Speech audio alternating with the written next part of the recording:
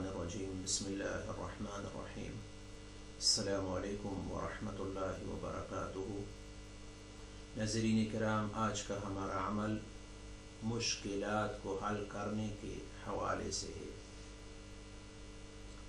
ناظرین کرام، امام جعفر صادق رحمۃ اللہ علیہ نے مشکل وقت میں ایک خاص نوافل کی تلقین فرمائی ہے، جو کہ تقریباً تمام علماء اور عاملین کا اس پر اجماع ہے کہ حل مشکلات اور قضاء حاجات میں اس سے بڑھ کر شاید ہی کوئی عمل ہو۔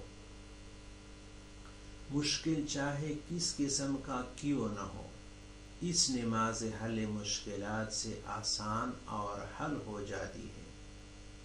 شیخ الاسلام حضرت مولانا سید حسین احمد مدنی رحمۃ اللہ علیہ نے بھی اپنے مکتوبات میں اس نماز کی پابندی کی تلقین فرمائی ہے اور اسے ہر طرح کی حاجت کے لیے اکثیر اور حرف آخر قرار دیا ہے۔ اس کا طریقہ یہ ہے کہ 4 رکعت نفل برائے قضاء حاجات کی نیت کر کے نماز شروع کرے۔ پہلی رکعت میں سورہ فاتحہ کے بعد لا الہ الا انت سبحانک انی کنت من الظالمین فاستجبنا له ونجیناہ من الغم وکذالک ننجی المؤمنین پڑھے، یہ 100 مرتبہ۔ اس کے بعد دوسری رکعت میں سورہ فاتحہ کے بعد انی مسنی الضر وانت ارحم الراحمین، یہ بھی 100 مرتبہ پڑھے۔ تیسری رکعت میں سورہ فاتحہ کے بعد 100 مرتبہ وافوض امری الی اللہ ان اللہ بصیر بالعباد پڑھے۔ چوتھی رکعت میں سورہ فاتحہ کے بعد 100 مرتبہ حسبنا اللہ ونعم الوکیل پڑھے۔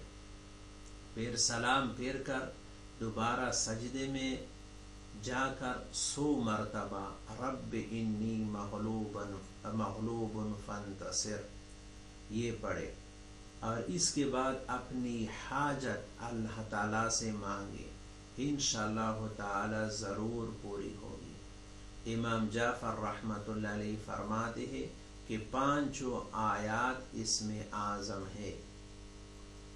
ان 5 آیات میں ایک مشترکہ خصوصیت یہ ہے کہ ان میں مختلف انبیاء علیہم السلام یا سابقہ امتوں کی وہ دعائیں منقول ہے جو نہایت پریشانی کی عالم میں مانگی گئی ہے، اور دوسری مشترک خصوصیت یہ ہے کہ ان میں سے ہر آیت کے بعد اللہ تعالیٰ نے اگلی ہی آیت میں اس دعا کی قبولیت اور استجابت کا بھی ذکر فرمایا ہے۔